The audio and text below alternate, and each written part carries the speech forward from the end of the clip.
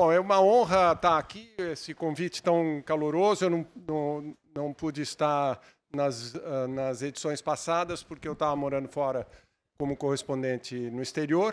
Eu até disse para o Paulo que as minhas experiências anteriores em debate têm sido um pouco conturbadas, mas hoje nós esperamos aqui paz absoluta. É uma honra imensa dar início a essa mesa. Nós temos o privilégio de conversar com duas vozes muito importantes da literatura contemporânea da América Latina, a Daniela Catrileo e o Daniel, que tem, como vocês veem, o mesmo nome, entre outras coincidências. Os dois são representantes dessa imensa pluralidade de povos indígenas da América do Sul. Ela vem do povo Mapuche, no Chile, e ele do povo Munduruku, no Brasil. Mas eles não estão aqui, o destaque deles não é pela indianidade, mas pela qualidade da literatura que eles produzem. A Daniela é hoje um dos grandes destaques da nova literatura chilena, e o Daniel, há muitos anos, tem uma carreira bastante consolidada e um grande respeito. A gente viu aqui o número de pessoas pedindo autógrafo para ele. Nós estamos aqui por ocasião do lançamento de dois livros deles, que tem também uma coincidência. Daniela Catrileo traz Chilco, que é um romance numa carreira de poeta. E ele, Daniel, traz um romance, Fantasmas, que é um romance adulto numa carreira mais marcada pela literatura infanto-juvenil. Os dois livros são bastante fortes. Eu cheguei a quase chorar em algumas cenas dos livros, e eu acho que vocês vão perceber isso na conversa dos dois. São literaturas muito intensas, vamos dizer assim. E marcadas principalmente, talvez possa dizer, pelo trauma, pela experiência do trauma, que é o trauma da colonização, ou do contato da conquista europeia sobre a América do Sul e praticamente do genocídio dos povos indígenas que aqui estavam. Eu vou começar perguntando a Daniela Catrileo, Ladies First. Eu queria, no seu romance Chilco, você narra a experiência de personagens indígenas que não estão em terras ancestrais, em terras demarcadas, mas na periferia de Santiago, enfrentando despejos e gentrificação. Eu tive a sensação que seus personagens vivem uma espécie de exílio na terra dos brancos, por assim dizer, condenados à periferia. Está certo isso, essa avaliação? Vou começar saludando Mapuzungún, Mari Compuche, Mari Pulamien, Inche Daniela Catrileo Cordero Piñén. Les saludo a todas y a todos en lengua mapuche. Sobre a pergunta, embora Chilco seja um romance de ficção, de alguma forma traz o que você diz e menciona a migração forçada do campo para a cidade. Uma realidade para muitas populações indígenas, resultado da espoliação e da constante política colonialista nos estados atuais, relacionadas ao extrativismo. E nas grandes cidades, atualmente, lugares que sabemos que existe gentrificação e despojos, principalmente em se falando da memória indígena e dos espaços sagrados para os nossos povos. Além disso, é um componente importante que é a falta de espaços dignos para a vida. E outra problemática com a qual eu gosto de trabalhar, pelo menos nesse romance, e que está inspirada nas reformas agrárias da América Latina em geral, mas também a recuperação diante dos latifundiários que usurparam as nossas terras, porque, embora, e eu gostaria de ser clara nesse sentido, embora tenha havido uma disputa, nós sabemos, contra os colonizadores, os ibéricos que chegaram, pelo menos no Chile e em outras regiões, a nossa luta continua contra o Estado chileno. E essa é uma política que aconteceu dessa forma porque eles ocuparam o nosso espaço no momento em que nós tínhamos a nossa própria nação e território. Então, Chilco, embora ficcionalize algumas coisas, trata dessa problemática de expoliação. Daniel, o seu personagem é uma vítima, digamos, desse processo de genocídio, de massacres que tem marcado a história brasileira. Aliás, eu estava perguntando sobre a população Mapuche, são 13% da população chilena, enquanto todos os indígenas no Brasil são 1% da população brasileira, o que é revelador da dimensão desse massacre, né? Mas o seu personagem fala bastante de vingança. Ele repete muito que objetiva a vingança, né? Desde o começo, isso não é um spoiler, né? Você sente que a literatura pode ser uma forma, digamos, de cortar a carne dos não indígenas?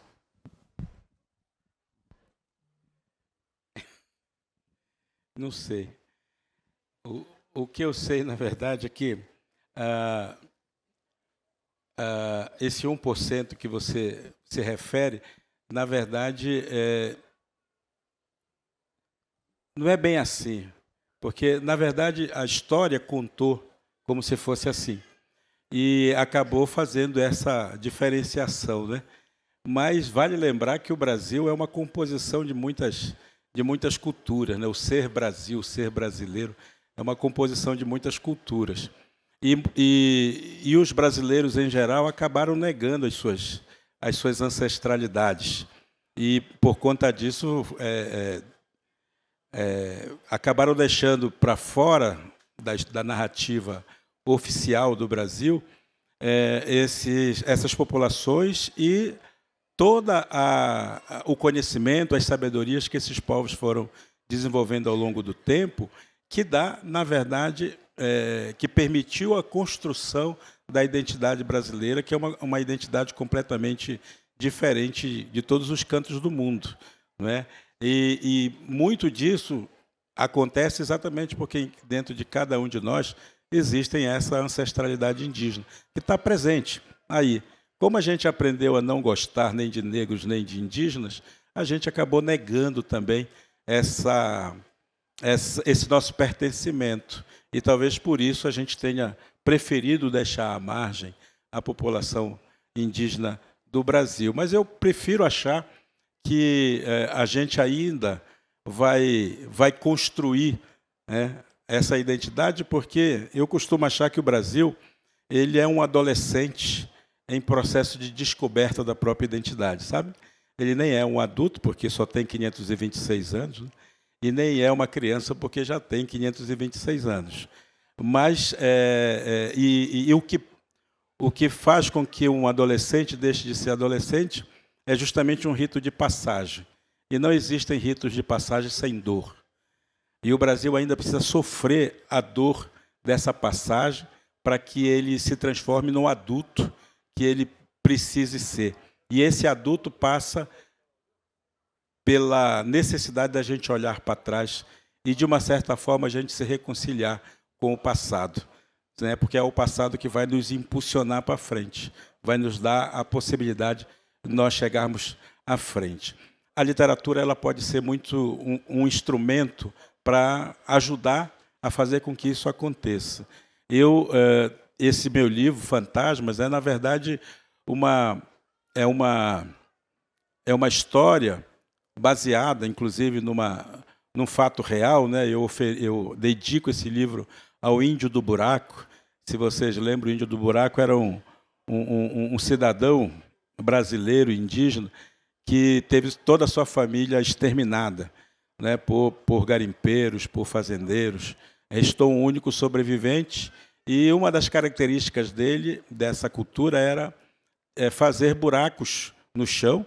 A gente não sabe exatamente se era da cultura geral ou se foi uma forma dessa pessoa se defender, se proteger, mas ele cavava buracos no chão e fazia sua morada ali dentro, sabe? E eu me inspirei um pouco nessa história para poder construir uma narrativa em que permitisse que eu discutisse, trouxesse à tona, né, fizesse surgir uma reflexão para que os leitores não indígenas eles possam, minimamente que seja, mergulhar na cultura indígena. E o fato de ter, no meio dessa história, o desejo de se vingar por conta do extermínio que a sua família sofreu, é uma forma apenas de a gente dar um contraponto para que a narrativa fique interessante, né? Na verdade, eu costumo dizer, eu lancei 70 livros já, a maioria deles para crianças e jovens, naturalmente. Mas já fiz livro para professores também, não é? Então, são adultos. São livros para adultos, mas não ficcional como esse do Fantasmas. Então, eu diria que o Fantasma é uma sequência de histórias que eu venho contando, desde daquelas que eu conto para a criança bem pequena até para as crianças velhas, né, que são cabeçudas e que precisam ter uma leitura para mergulhar também na sabedoria dos povos indígenas. Sabedorias que, inclusive, foram deixadas de lado e deu no que nós temos hoje, que é esse sentimento de exclusão, sentimento de olhar para os indígenas de uma forma muito pejorativa, muito negativa, e isso ainda existe hoje, apesar de todo o avanço que a gente tem vivido. Eu lendo o seu livro, eu me lembrei de uma distinção que recentemente eu vi que o Freud dizia que luto é uma tristeza que passa e que melancolia é uma tristeza que não passa, né? Eu pergunto para os dois, mas começo pela Daniela, se esse trauma no Chile, o trauma do contato, ainda é muito presente na vida dos Mapuche e da sociedade chilena. É um trauma que não passa.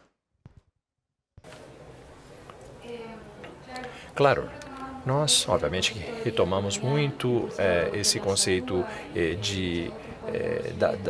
da ideia colonial e que muitos povos originários também tomam isso como parte da continuidade colonial. E para o caso dos Mapuches, eu acho que uma coisa mais importante e fundamental que aconteceu há alguns anos é justamente a reapropriação da nossa cultura. Temos historiadores, poetas que reivindicam justamente o lugar onde nós vivemos e onde nossa ancestralidade vive e o nosso território também.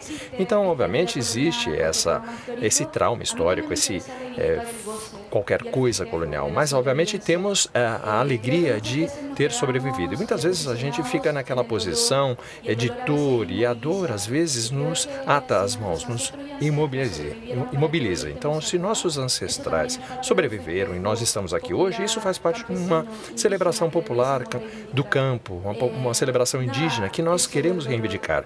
Obviamente existe uma dor, existe uma dança entre dor e gozo, e obviamente é justamente o que nos faz hoje em dia como aquelas pessoas fortes que nós podemos nos levantar e dizer: nossos ancestrais estiveram aqui, nós reivindicamos nossa identidade heterogênea, plural e diante de todo o racismo que existe no Chile, que também é muito forte. E eu acho que muitas pessoas nem se reconhecem como parte dos povos originários e, como o Daniel havia dito, isso é uma coisa transversal na América Latina. Eu acho que basta que nós cavemos um pouquinho só na nossa pele, na nossa memória, para encontrar as raízes indígenas que habitam e que estão presentes em todo esse continente. E todos esses aspectos são muito importantes de serem reivindicados. Temos um passado memorial, urgente, mediante os perigos do presente, principalmente com esses avanços cada vez mais terríveis do que estamos vivendo nesse território, como, por exemplo, o extrativismo, que assola as diferentes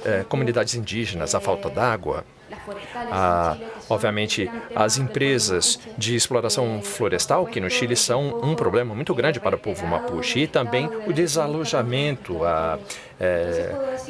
remover as pessoas de seus territórios é um grande problema. E, obviamente, que temos esses traumas.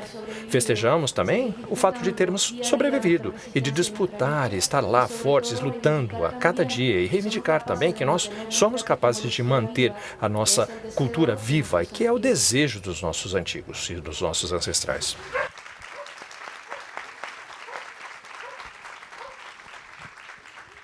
Daniel, o trauma é contínuo.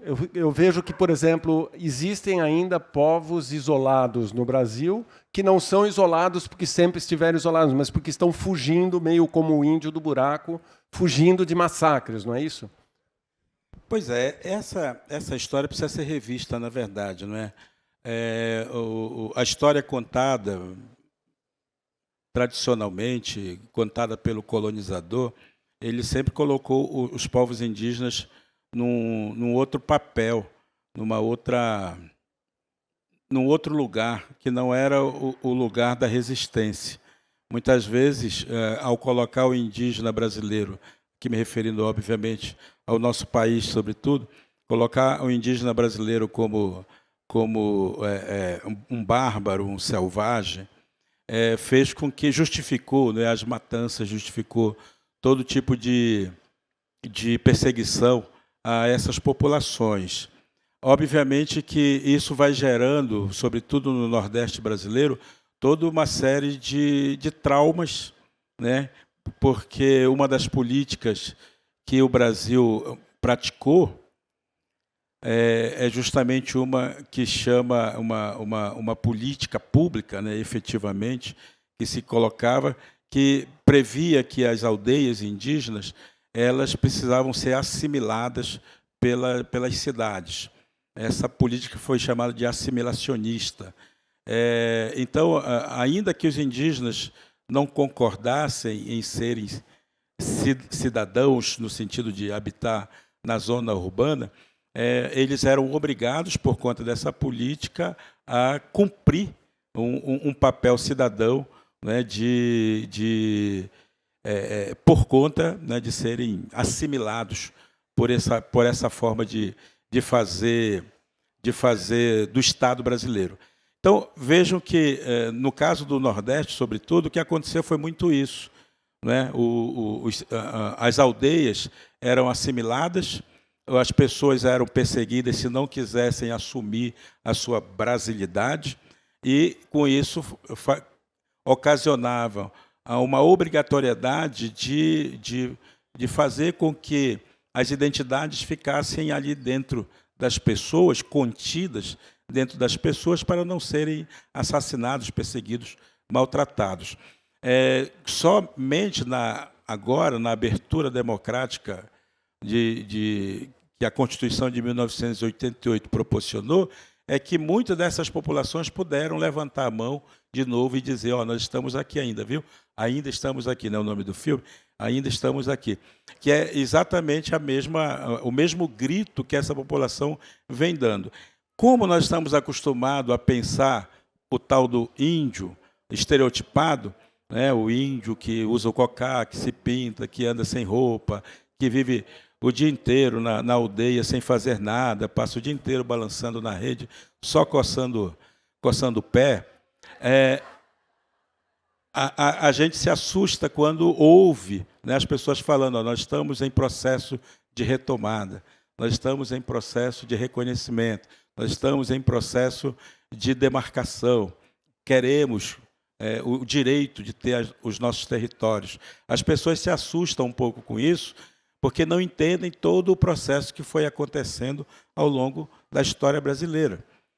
E essas populações têm o direito de gritar: sim, ainda estamos aqui, sempre estivemos e queremos continuar aqui nesse lugar. Isso tudo, obviamente, vai gerando trauma, vai gerando conflitos, né? As pessoas indígenas começam a ter que convencer as pessoas que não são indígenas, ou que se dizem não indígenas, e essas pessoas que têm cabelos encaracolados por conta, né, do que aconteceu, a obrigatoriedade de casar para não ser perseguido, casar com não indígenas e tudo mais. Aí as pessoas da cidade, por conta do estereótipo do índiozinho do cabelo comprido, liso e tudo mais, né, que nem esse que vos fala, por conta disso as pessoas se assustam quando encontram uma pessoa negra ou, né, com pele negra e se diz: eu sou indígena. Esse tipo de fenômeno que está acontecendo no Brasil é muito importante para a gente poder vencer talvez esse trauma todo que existe por conta dessa colonização ou dessa imposição de um modo de vida que não nos cabe, que não cabe aos povos indígenas, independente se eles têm 500 anos de contato ou se eles são isolados. Porque nós temos também que fazer essa diferenciação. A gente precisa entender que no Brasil existem os indígenas que têm 526 anos de contato e que estão lutando para manter sua cultura minimamente viva, e nós temos, de fato, cerca de 100 povos, 100 grupos indígenas que estão isolados, vivendo pelas florestas, pelos cerrados, né, do Brasil, também tentando manter minimamente a sua cultura. Alguns fogem, alguns estão realmente evitando esse encontro, porque sabem pela memória que corre, né, entre essas populações, sabem que o encontro é sempre pernicioso para eles que são os mais fracos nessa teia, né? São o elo mais fraco nessa corrente. Então, é preciso a gente repensar o nosso modo de ler a história do Brasil para que a gente, de fato, consiga perceber a importância dessas populações na construção ainda falamos de uma identidade em construção da identidade brasileira de fato. Pode aplaudir, pessoal. Obrigado, Daniel. Daniel, eu queria que o seu livro tem uma estrutura bastante interessante. Parece às vezes o começo assim parece como se fosse um tratado científico em alguns aspectos, assim, de botânica e tal, porque tem muitas referências à natureza e aos sentidos das pessoas, ao cheiro e etc. Eu queria que você contasse um pouco a trajetória, ou como você chegou a esse livro, a esse formato do livro que você está lançando.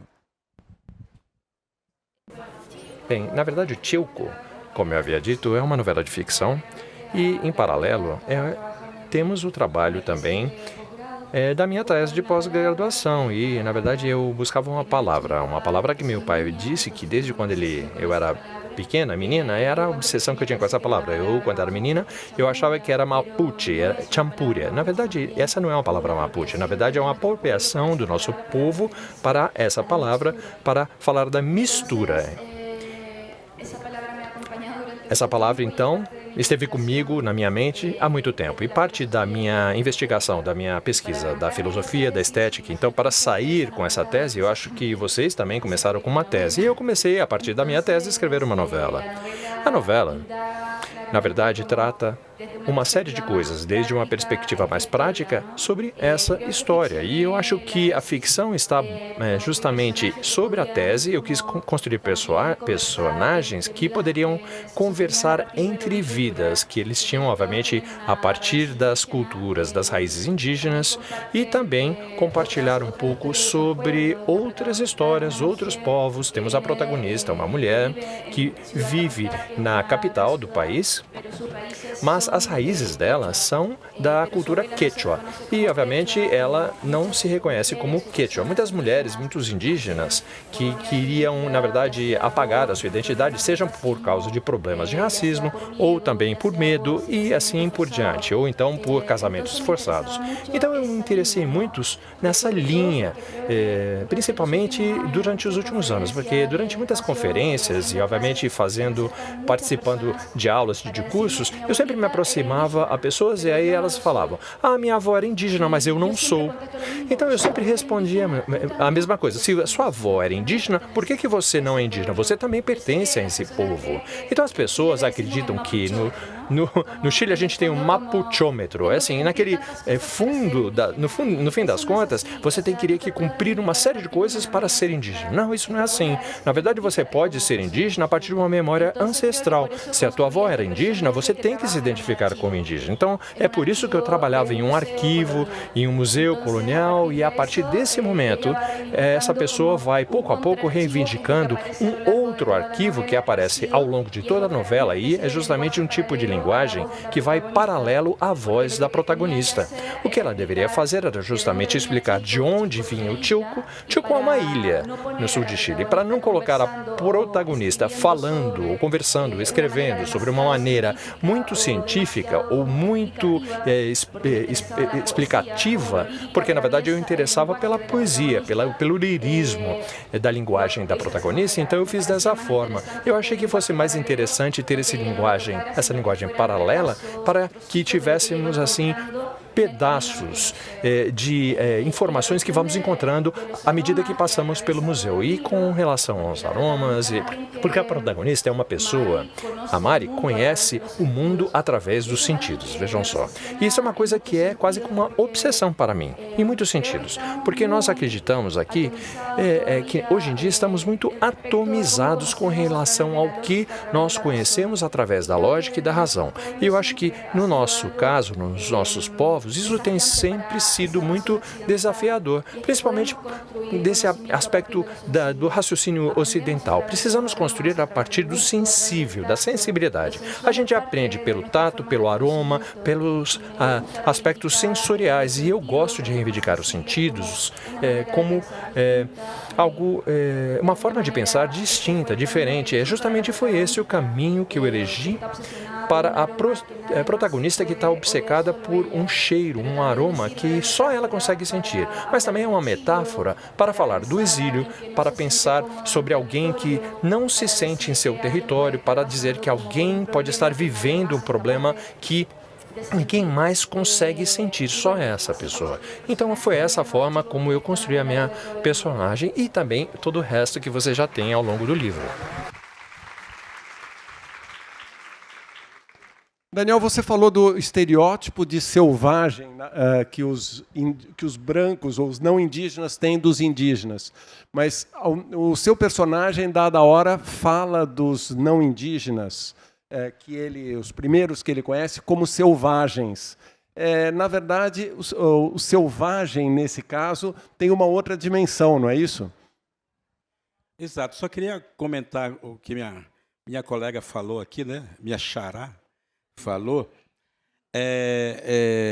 que é a mesma história do Brasil. A vergonha de ser indígena, de ser índio, como a gente dizia antigamente, é um dos traumas que a gente carrega. Porque a palavra índio é uma palavra muito carregada de sentidos negativos. Quando as pessoas nos chamam de índios, elas não estão, obviamente, elogiando nossos lindos olhos azuis. Elas estão quase sempre falando desses estereótipos que elas aprenderam a conectar. Índio e selvagem e preguiçoso e não sei o quê, tudo adjetivos negativos que recaem sobre nós. Isso vem de uma construção de uma linguagem, de uma forma, de chamar a nossa população o tempo inteiro, de modo que o índio, tal como ele era chamado, nos dava uma vergonha de ser, uma vergonha de pertencer, porque, afinal de contas, se eu era tudo aquilo que as pessoas, os não indígenas, diziam que nós somos, então eu sou um fracasso, eu sou uma derrota. Não à toa, quando criança, eu queria deixar de ser índio. Eu queria ser branco, loiro, queria ser feio, porque eu já tinha nascido bonito. E eu queria ser o feio que o outro era. Então, quando a gente coloca na dimensão da nossa cultura a leitura que a gente faz do mundo, a tendência é olhar para o outro de uma forma menosprezada, uma maneira menosprezada de olhar para o outro. Então, do mesmo jeito que o não indígena olha para o indígena e diz que o indígena é preguiçoso, o indígena olha para o não indígena e diz: ele também é preguiçoso, ou ele também é maluco, ou ele também é selvagem, porque faz coisas que a gente não faz. E o jeito da gente fazer essas coisas é muito mais legal, e cá entre nós é mesmo. É muito mais legal do que o do outro povo. Então, nesse sentido, né, a comparação que o meu personagem faz com o que ele vê, porque o que ele vê no romance é um matando o outro, um não indígena matando o outro, que é para esse não indígena que ele chama de fantasmas. Né? O título do livro tem a ver com isso. Exatamente, ele olha um fantasma matando outro fantasma.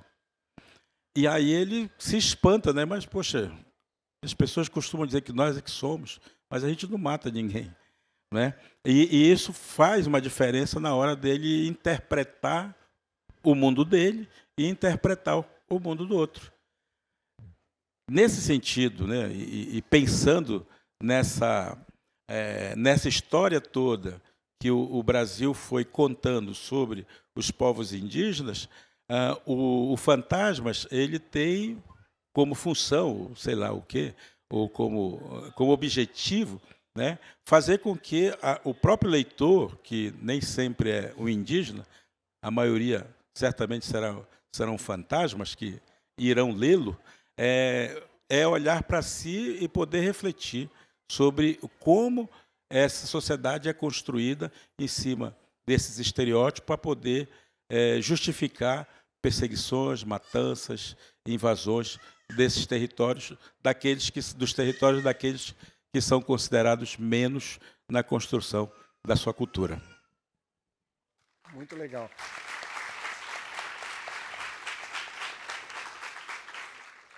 Tem uma pergunta para os... bom, então, a plateia, quando quiser fazer perguntas, a produção tem pessoas aqui nas laterais que estão à sua disposição para mandarem perguntas por escrito para mim aqui, tá bom?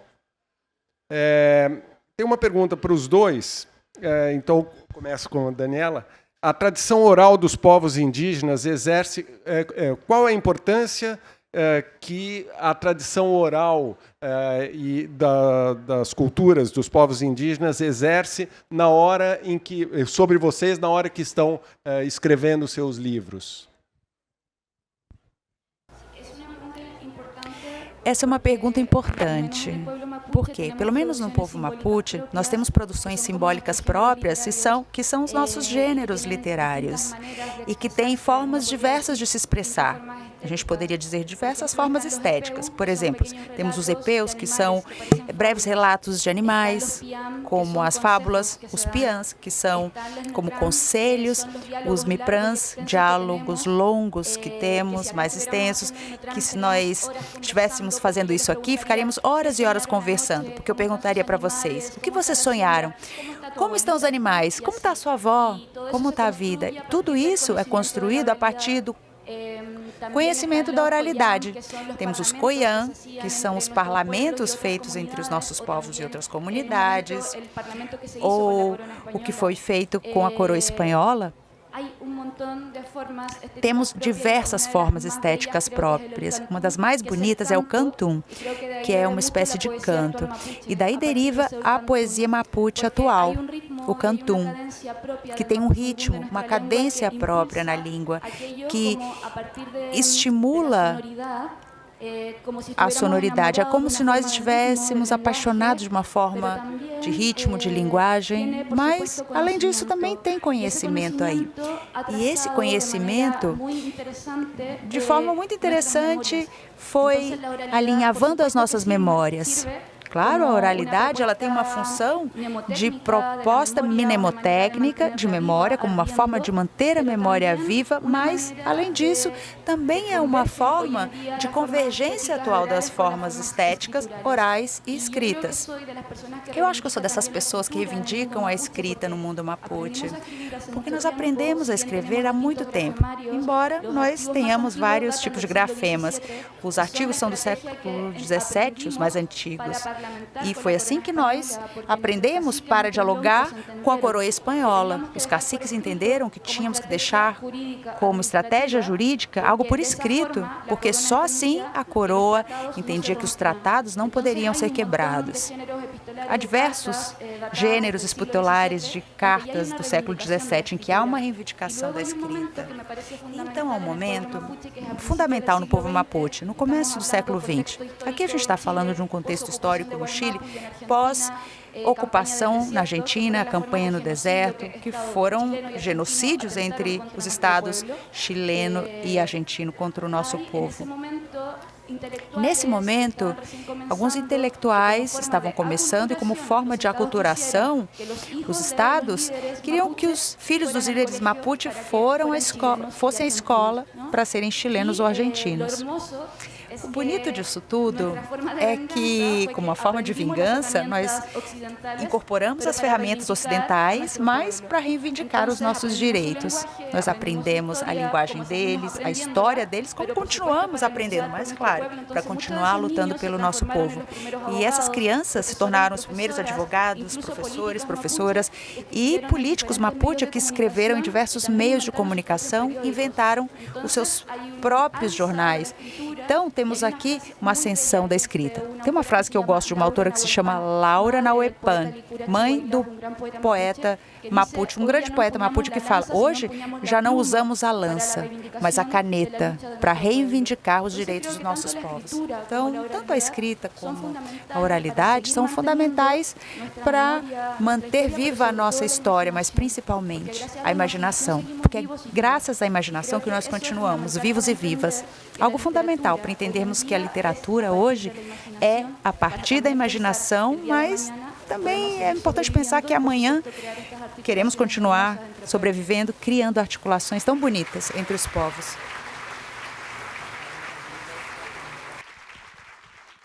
Daniel, como a cultura tradicional, o modo, o pensamento indígena influencia você na hora que você está escrevendo? Essa pergunta é muito interessante, acho também. Concordo com o Daniel.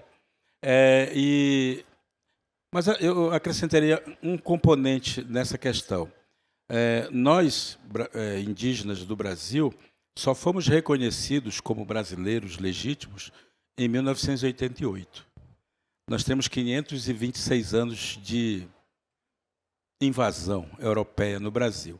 Mas apenas há 38 anos atrás é que nós fomos reconhecidos como brasileiros. E só apenas há 38 anos atrás é que nós tivemos o direito, inclusive, de colocar o nosso nome tradicional nas nossas certidões. Há 38 anos atrás é que a gente pôde dizer assim: eu sou um brasileiro nascido Munduruku, nascido Chavante, nascido Caiapó, nascido Yanomami. Não é? Apenas 38 anos atrás é que a gente teve o direito a uma educação de fato diferenciada nossa, um tratamento de saúde reconhecido nosso. Apenas 38 anos atrás é que a gente pôde ir para a universidade. Não é? E não assim, 38 anos atrás, estou exagerando, dando o número fechado, mas nós temos que pensar que depois de 1988 ainda levaram uns 10 anos para que as políticas começassem a ser colocadas em prática. Portanto, esse evento que está acontecendo aqui, da presença de um autor indígena que hoje pertence à Academia Paulista de Letras, sou eu, ou de um outro autor indígena que pertence à Academia Brasileira de Letras, tudo isso é uma coisa muito nova. E vejam, são apenas 38 anos. Imagine se isso tivesse se esticado no passado, há 100 anos atrás. O quanto é que, de fato, nós teríamos uma outra leitura de Brasil, efetivamente. Se nós temos a oportunidade de mostrar tudo aquilo que nós somos capazes de fazer, a gente já teria realmente ajudado o Brasil a mudar um pouco a sua leitura da história, de fazer a leitura da história. Então, quando a gente pensa nesse tempo que nós, quando criança, todos nós aqui, imagino que, né, as várias idades que estão aqui presentes, mas muitos de nós aprendeu ainda a tratar as populações indígenas de uma forma muito estereotipada, muito equivocada, porque isso só começa a acontecer a partir de 1990. Este ano, 2026, para vocês terem uma ideia, eu estou completando 30 anos de que eu lancei meu primeiro livro, 30 anos, está fazendo este ano. E, portanto, vejam, nós só tivemos, digamos, acesso ao mercado editorial, né, há menos de 30 anos. Nós só tivemos possibilidades de nos mostrar para a sociedade há 30 anos atrás. Isso é muito pouco tempo, mas se vocês acompanham a temática indígena, vocês estão vendo que tem indígena lá no Ministério, lá no Congresso, nas academias literárias, nas academias científicas, no teatro, no cinema, na televisão, nas artes plásticas. Tem uma galera indígena que venceu justamente toda essa barreira que foi sempre colocada para nós, porque diziam que nós não tínhamos competência para atuar na sociedade brasileira. E a gente tem mostrado, e só que aí tem mais, para concluir, tem mais um componente importante. As pessoas ainda se assustam quando encontram e dizem assim, o Daniel escreveu mais de 70 livros, então ele não é mais índio de verdade. Ele é um de nós. Como se fosse um elogio, né? Ele é um de nós, já se converteu ao sistema e tudo mais, né? Já tem até um celular, um iPhone bonito e não sei o quê. As pessoas continuam dizendo isso como se isso fosse prova de abandono da nossa cultura. E as pessoas não entendem que isso, na verdade, é comprovação de competência. Nós podemos. E o movimento indígena já dizia isso em 1980. Marcos Terena cunhou uma frase que ficou muito famosa, à época, que dizia assim, posso ser quem você é, sem deixar de ser quem eu sou.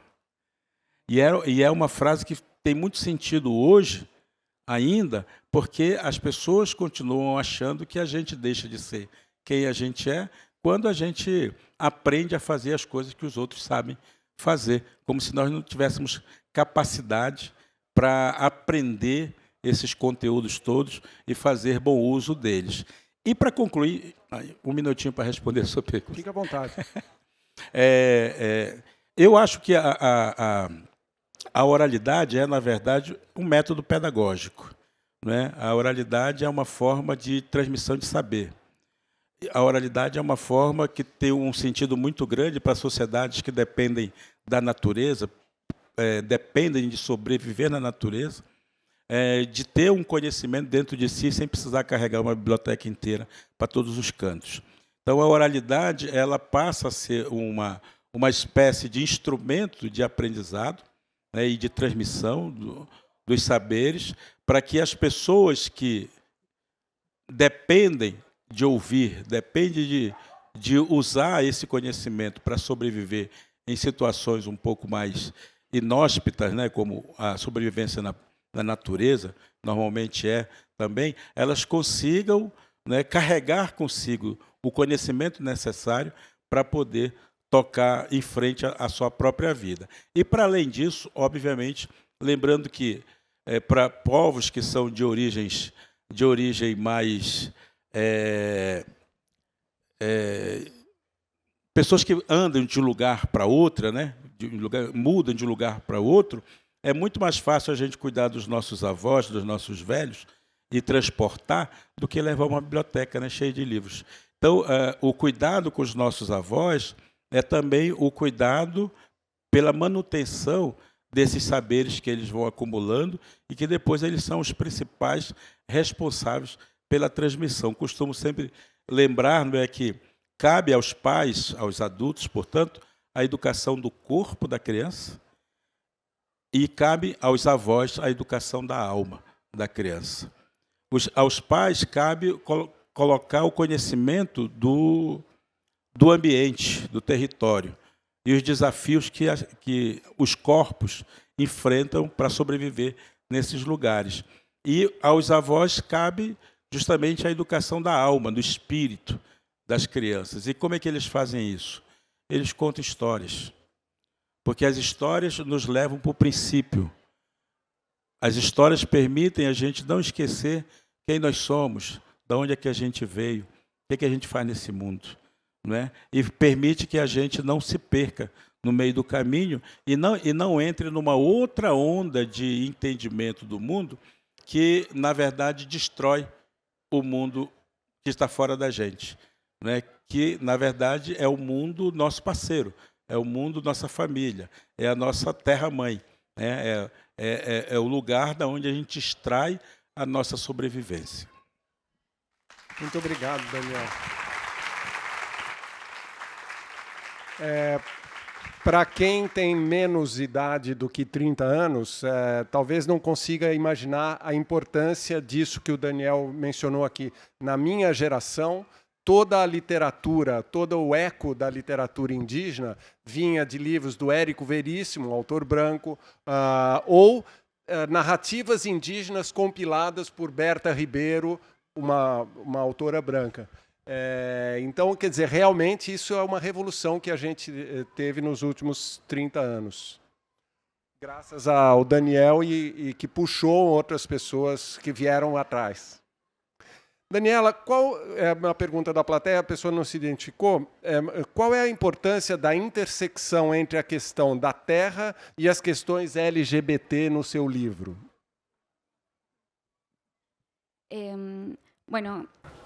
Eu diria o seguinte, o livro, na verdade, tem ambas coisas de forma fundamental. Existe aí um cruzamento, porque muitas vezes as pessoas que estão aí têm desejos não heterossexuais, que, na verdade, são as formas de amar que os nossos povos sempre tiveram. O binarismo, a maneira como, às vezes, é forçada através, por exemplo, daquele olhar colonial, religioso, que foram impostas. E, obviamente, que tem crônicas muito bonitas que eu gosto muito, aliás, eu recomendo uma, que é de Francisco de Pineda, que é de mais ou menos 1700. Ele era um cativo do povo Mapuche, mas durante a sua prisão ali entre o povo Mapuche, ele acabou apaixonado pela cultura. E tem pessoas que escreviam crônicas. Os Matihueos são, na verdade, são pessoas não binárias da nossa cultura. Então, nessa crônica escrita, de alguma forma, existe a representação da maneira diferente que essas pessoas tinham para se vestir. Às vezes pensava que era um homem, mas depois em rituais parecia que era uma mulher. Então tem várias histórias desse tipo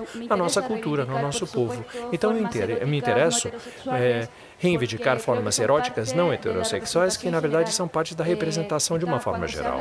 Quando a gente fala de literatura universal, só se pensa em uma maneira de amar, ou então homem branco que escreve e, obviamente, pensa que isso é uma literatura universal, porque a gente não questiona o que está sendo feito. Na verdade, quando nós temos outras formas de autorrepresentação, estamos também gerando o fato de que nossas formas, nosso enunciado, nossa forma plural heterogênea, pode também ser parte do presente que vivemos. E também essa memória que é tão pouco conhecida, ou seja, sempre chamamos de maneiras diferentes as coisas. E por que deve ser feito assim, como algo excepcional? Na verdade, é uma forma a mais de expressão que já existe. Então, eu acho que, no caso de Chilco, nós temos uma visita a várias coisas, que seria, a luta pela terra, a luta por uma vida digna, a luta por um lar.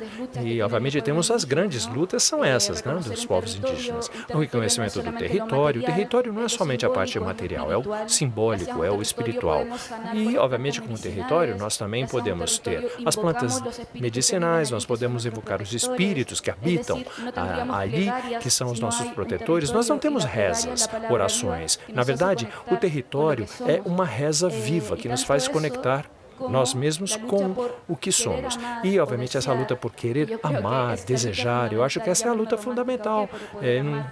Poder amar, na verdade, é a grande luta, não é verdade? Poder voltar a acreditar no amor como uma forma não dominante, mas como uma maneira de poder pensar que este presente pode ser transformado. E eu acho que essa luta, a luta dos oprimidos para a nossa emancipação, é uma luta de amor também.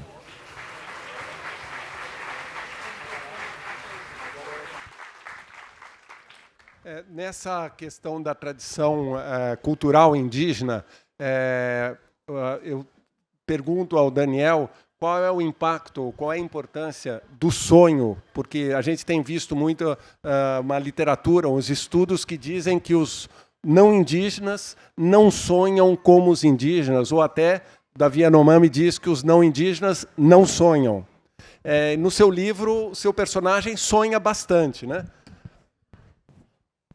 Sonha.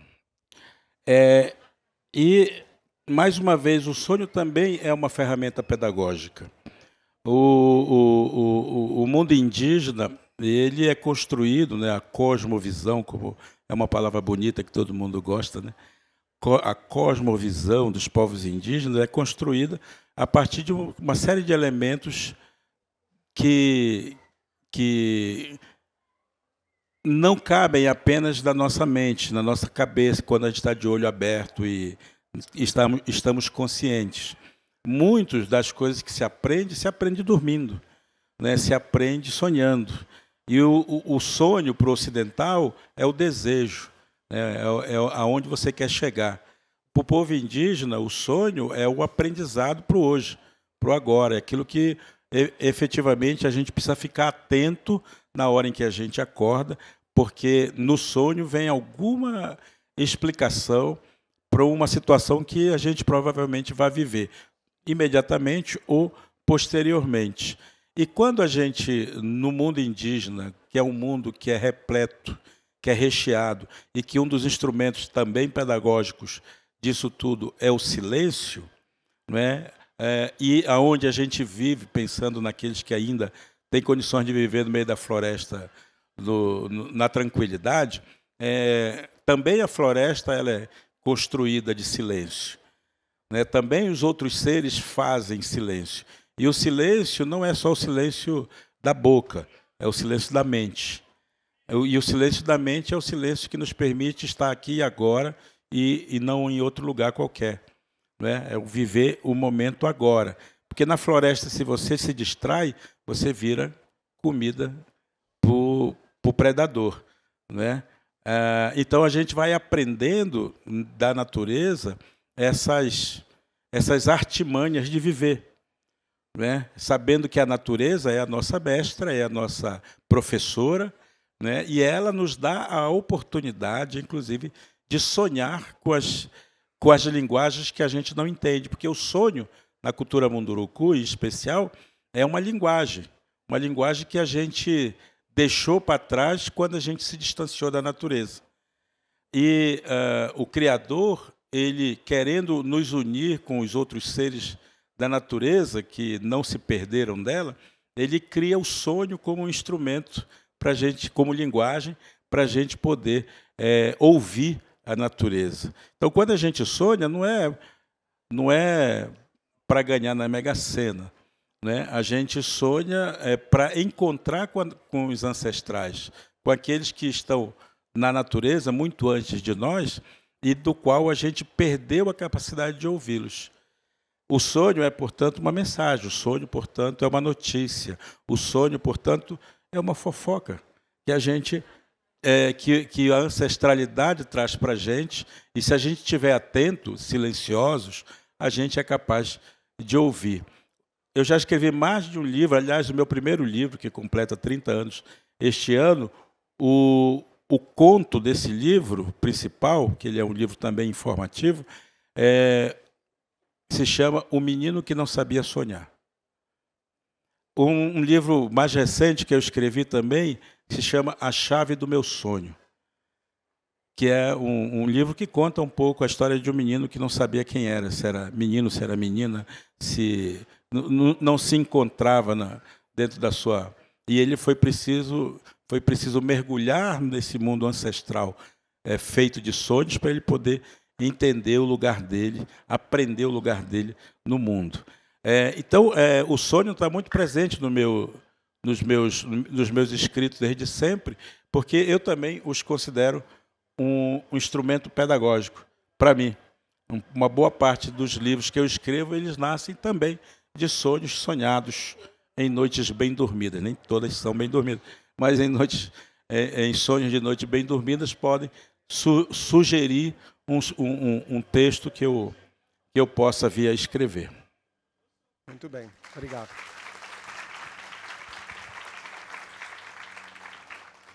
Está na plateia o Moacir Assunção, que ele faz uma pergunta que é se você, Daniela, pode falar um pouco sobre o povo Mapuche e a luta pela resistência, porque eles jamais foram derrotados pelos espanhóis.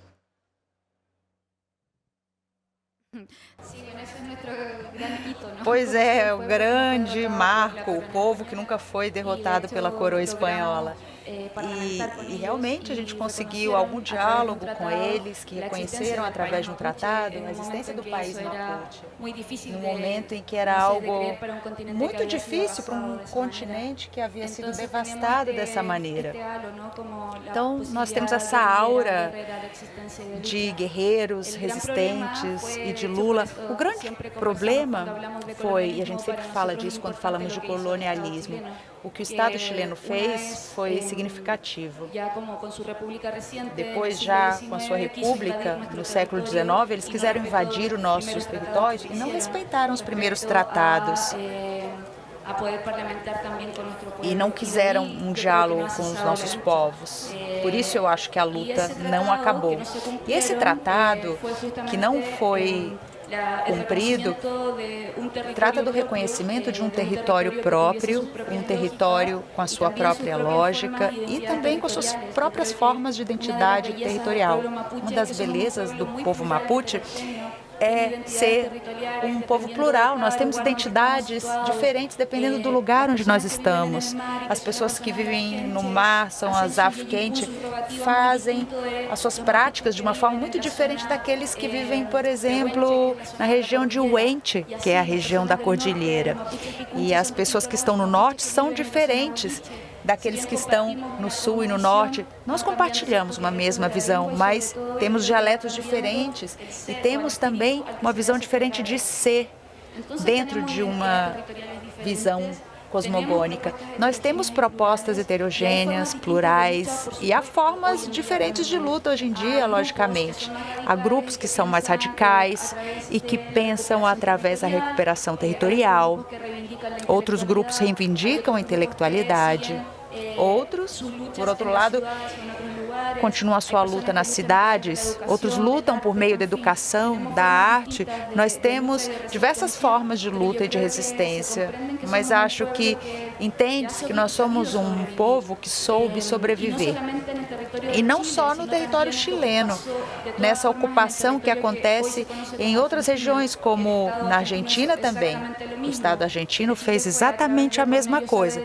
No Chile foi através de um ditador e na Argentina também. O que significou tudo isso? Eu acho que foi ainda mais terrível o genocídio que tentaram fazer na região da Patagônia contra os nossos povos, porque eles fizeram verdadeiros campos de concentração. Não se sabe muito sobre isso, mas houve campos de concentração em que levaram os nossos ancestrais e depois eles foram levados para o museu de La Plata, onde eles foram exibidos, expostos por muito tempo. Não só foram exibidos, mas além disso foram estudados pelos antropólogos nessa época e morreram ali mesmo. Sim, as ossadas foram devolvidas muito recentemente aos grupos mapuches do oeste da Argentina. Então, é uma luta que não acabou. Existe uma continuidade colonial que pode ser explicada através do extrativismo, como foi falado inicialmente, mas também com as políticas predatórias dos estados chileno e argentino, que continuam sendo racistas, classistas. Embora haja um reconhecimento dos nossos povos como fazendo parte dos povos originários, existe um certo folclore nesse reconhecimento, porque tem coisas que servem para alguns estados. Vender uma imagem dos indígenas para o turismo, para a alimentação, até dos nossos idiomas, mas no momento das reivindicações históricas e políticas, na hora de falar, esse território é seu, aqui há cisões, aqui há problemas, e aí eles falam, não, olha, esse território aqui já não é de vocês. Mesmo nós com os nossos títulos, as nossas escrituras, propriedades, mesmo atestando que as nossas avós, que os nossos pais estiveram nesse território, mesmo assim nos retiram dessas regiões para a construção de hidrelétricas.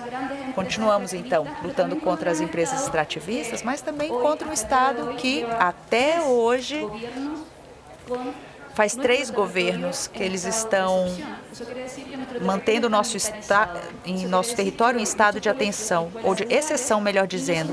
Muitas escolas rurais vêm militares passando por ali. Essa concepção existe. E os meios de comunicação fortaleceram uma imagem muito folclorizada, por um lado, e, por outro, nos trataram como terroristas por muitos anos, por causa da nossa reivindicação territorial. Então, vamos dizer que essa é uma luta que continua existindo desde esse primeiro momento de despojos, extrativismo e da imagem colonial que queira se projetar do nosso povo. Nós estamos partindo aqui para o final. Temos mais 10 minutos, inclusive não temos como esticar, porque depois tem outro evento na sequência aqui. Há uma pergunta da plateia que faz referência a esse pedido de perdão do Papa Francisco pelo papel da Igreja na escravidão, que não foi só africana, também foi indígena. E a pessoa pergunta, eu gostaria que falassem sobre o catolicismo da Espanha e Portugal, que justificou a escravização dos povos indígenas da América Latina. Daniel, como foi isso? Foi ruim. Mas, aliás, é importante lembrar, hoje é um feriado importante para a Igreja Católica, né? Essa mesma igreja que tem símbolos maravilhosos também teve atitudes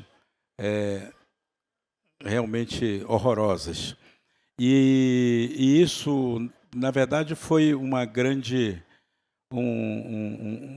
perda, eu diria, claro, para os povos indígenas, porque a nossa gente foi, desde o começo, considerada mesmo inimigo, né, de uma sociedade, de uma cultura que vinha se impondo e se impunha pela força, mas, ao mesmo tempo, amenizando essa força através de uma outra força mais simbólica, que era a força religiosa, no caso da Igreja Católica, obviamente, que era a força maior daquela ocasião, no século XVI, e que, durante todo esse período de colonização até o século XX, continuou sendo uma força bastante poderosa, manipuladora, né, e que fez com que as populações indígenas desprezassem o seu próprio pertencimento em muitas situações, em muitas ocasiões. É claro que não se pode colocar somente a culpa nisso, mas certamente há uma culpa muito grande dessa igreja, né, de uma instituição que foi, de fato, muito violenta. Tem um livro muito bonito de um psicanalista brasileiro, paulista, né, em que o título do livro chama Espelho Índio, o extermínio da alma indígena, ou algo parecido, mas Espelho Índio, com certeza. E esse psicanalista, ele fez o mestrado dele estudando as cartas que os jesuítas trocavam entre si no Brasil com os superiores na Espanha, com os jesuítas, não é, da Espanha. E nessa leitura que ele faz, ele apresenta exatamente como os jesuítas que aqui chegaram não entendiam, não compreendiam absolutamente nada daquelas culturas, e eles queriam fazer diferentes, mas os superiores respondiam dando ordens para como eles deveriam agir, né, contra aquela gente selvagem, sem alma, sem rei, sem lei, como eles pensavam. E boa parte, portanto, dessa colonização religiosa, dessa evangelização, catequização, conversão, seja lá como a gente chame isso, ela tem, claro, uma ordem vinda, né, da Santa Sé, né, ou dos superiores, para que impusessem uma espiritualidade, uma religião, uma religiosidade naquelas culturas, porque era a única maneira também do Estado, o Estado guerreiro, o Estado militar, pudesse tomar conta, ou amenizar, pelo menos, né, a fúria daquele povo, no caso dos povos indígenas aqui do Brasil. A mesma coisa vai acontecer durante toda a história, e quando a Daniela aqui fala sobre os campos de concentração, no Brasil também teve. No Brasil também teve campo de concentração, né? Se criavam os campos de concentração em Minas Gerais, por exemplo, e se levava o povo Krenak, se colocou o povo Krenak nesses campos, e eram levados outros povos, Chacriabá e alguns outros vindos do Nordeste, tudo dentro de um campo de concentração.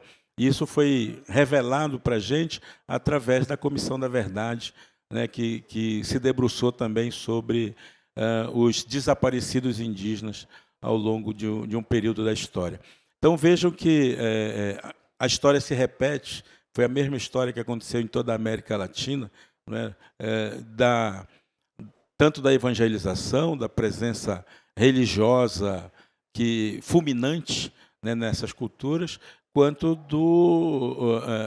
das ditaduras que foram acontecendo por lá e por cá o tempo inteiro, né? E parecia ser a mesma estratégia, né, que se aplicava também. Lembrando que uma das coisas que os militares fizeram no Brasil foi obrigar crianças indígenas a irem para a cidade grande para estudar, porque era a intenção dos militares que essas crianças deixassem de ser selvagens e passassem a ser civilizadas e, portanto, aos pouquinhos fossem negando o seu pertencimento a um povo originário, porque isso depois facilitaria a invasão dos territórios ou, né, o uso dos territórios indígenas para o que eles quisessem fazer. Então, é uma história, repito, como eu disse lá no começo, a gente precisa rever essa história toda, né, precisa contar essa história sob outras perspectivas, para que a gente possa perceber como os povos indígenas foram grandes guerreiros, foram grandes combatentes. E se a gente tem ainda uma Amazônia para chamar de nossa, se a gente tem ainda as florestas, se a gente tem os parques florestais hoje em dia, não é por conta da maravilhosa Igreja Católica ou do maravilhoso poder militar que a gente teve um dia. Nós temos isso por conta da resistência dos povos indígenas, que continuam sendo hoje no Brasil a última fronteira que defende o meio ambiente. E que, se essa fronteira cair, aí o Brasil entra nessa roda viva de destruição ambiental ainda maior do que nós estamos vivendo hoje.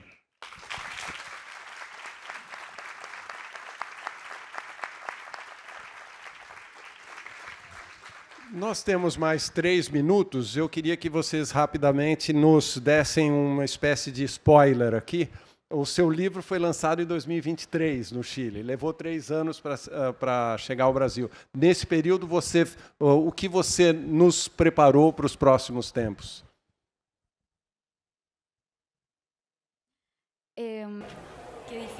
Ai, que difícil, meu Deus do céu. Eu tenho um coração de poeta. E se vocês lerem Chilco, vocês vão ver que é um livro que tem muita poesia. Então, eu continuo trabalhando muito com poesia. E o que eu estou produzindo tem relação com isso. E eu também tenho vontade de fazer cruzamentos com a memória, mas também com a ficção. Eu estou trabalhando atualmente num diário de luto e de gozo. E em poesia, eu estou obcecada com os icebergs já tem um tempo. Tenho estudado tudo sobre ele. Eu acho que pode aparecer alguma coisa aí interessante. Eu não sou uma escritora que projeta o futuro, que tem tudo calculado. Não, eu confio nos meus ancestrais, nos meus sonhos. E eu acho que parte disso me permitiu escrever de uma forma determinada sem ter um projeto bem amarradinho de futuro. Eu me entrego ao fluxo. Eu acho que isso dá certo. Obrigado. E para a gente encerrar, eu pergunto ao Daniel o que você tem uma trajetória, a gente viu cheio de crianças pedindo seus autógrafos e etc. Você está preparando um livro infantil ou adulto para a próxima leva? Um pouco de cada. Porque, na verdade, assim, a gente que escreve, de repente, a gente está o tempo inteiro numa possibilidade de produzir alguma coisa, né? É claro que tem gente que acha que escrever livro para criança é fácil, porque livro para criança, né, 3, 4 páginas, pronto, já está resolvido. Mas não é bem assim, não é tão simples assim, não. Leva mais tempo do que um dia, 2, talvez, né? Mas a gente está sempre numa coisa de criação, né? Sempre observando, ouvindo, experimentando, sempre fazendo, quando, é claro, os compromissos deixam, porque a gente está mais no avião do que, na verdade, no escritório, escrevendo coisas. Mas eu queria dizer, inclusive, Dani, olha a intimidade, que eu gosto muito da poesia Mapuche. Eu tive a oportunidade de conhecer alguns bons poetas do povo Mapuche, e tenho, inclusive, a pequena editora que eu mantenho aqui no Brasil. A gente está com um projeto de traduzir, né, poemas de autores latino-americanos, porque aqui no Brasil a poesia indígena ela existe, claro, mas a tradição nossa ele é muito mais para o livro, né, como é que fala? Para prosa. Para prosa, isso. Estou sem prosa hoje. Mas para prosa, né? Tanto o livro infantil, a gente tem uma produção, viu, pessoal? Vocês saberem, isso é importante. No Brasil existem mais de 100 autores indígenas, tá? Autores e autoras. A gente pode achar que isso é pouco, pensando em 200 milhões de brasileiros, mas, novamente, nós estamos falando de 30 anos apenas. Portanto, é um número razoavelmente grande para esse período e, sobretudo, porque a gente precisa conquistar um mercado, né? Um mercado que precisa que vive de investir em coisas que vendam, né? Nós temos, portanto, 100 autores, nós temos mais de 500 títulos produzidos por esses autores. Portanto, temos aí uma literatura indígena para criança. Nós temos uma literatura indígena também escrita para jovens e um pouco para adultos, uma literatura acadêmica, porque tem muita gente produzindo teses e mestrados e publicando esse material. Nós temos poesia em alguns casos, teatro em alguns outros casos, mas, de fato, a poesia latino-americana, talvez esse tenha sido o que eu quero dizer para vocês, assim, que a poesia latino-americana, produzida pelos irmãos, né, dos outros cantos não brasileiros, é uma poesia muito rica, muito linda, muito plena. Eu gosto muito dessa poesia e acho que nós brasileiros precisamos ouvir também essa poesia escrita pelos nossos irmãos indígenas latinos, sabe? E eu digo para vocês, para concluir, prometo, essa literatura nossa, a literatura que nós estamos produzindo no Brasil, é realmente uma inovação, sabe? É uma forma diferente de fazer literatura. Eu diria que a gente tem uma escola literária de escrita indígena, o que precisa ser lido para as nossas crianças, que precisa ser trazido para as nossas escolas, como tem sido, como tem acontecido de fato. Mas a gente precisa intensificar ainda mais para que a gente dê a oportunidade para as novas gerações delas poderem crescer com uma consciência muito mais crítica, muito mais efetiva sobre o universo indígena. E para Jair, encerrando... Não, falei Jair? Não, Jair nunca mais.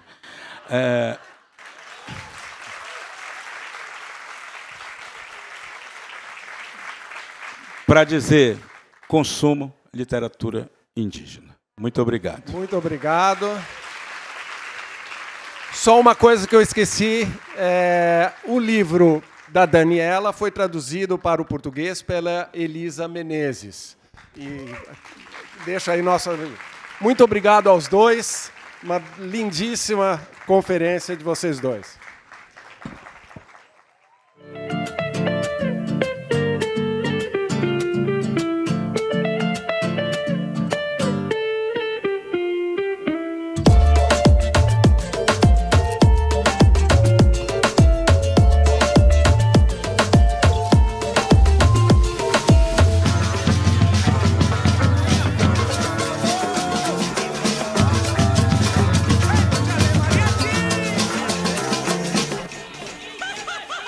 Sejam todos e todas bem-vindos à Feira do Livro 2026. A Feira do Livro é uma realização da Associação 451, da Maré Produções Culturais e do Ministério da Cultura por meio da Lei Rouanet. Patrocínio: Mercado Livre, Motiva e Prefeitura de São Paulo na categoria Ouro. Itaú e Laranjinha Itaú na categoria Prata. Apoio: Pinheiro Neto Advogados, Instituto Ibirapitanga, Enjoei e Companhia das Letras. Parceria institucional: Livraria da Travessa, Mercado Livre Arena Pacaembu, SP Livro e Museu do Futebol, junto à Secretaria da Cultura, Economia e Indústria Criativas do Estado de São Paulo. Apoio institucional: Embaixada da França no Brasil, Instituto Camões, Arco Educação, Ministério das Relações Exteriores do Uruguai, Instituto Ramon Llull, Gráfica Viena, Chambril, Quiro, Frida e Mina, Inside by Meliá São Paulo e Higienópolis, Ernesto Tzurnik Advocacia, Ecoar, Arpa, Ovo e Bubu Restaurante. Parceria de mídia: 451, Folha de São Paulo, UOL, TV Brasil, Rádio Nacional, JC Deco, Piauí, Carta Capital, Mídia Ninja, Nexo, Gama e Publish News. Acompanhe a programação e cobertura completa da Feira do Livro 2026 no site da revista 451 e também nas nossas redes sociais @a Feira do Livro. Viva o livro brasileiro!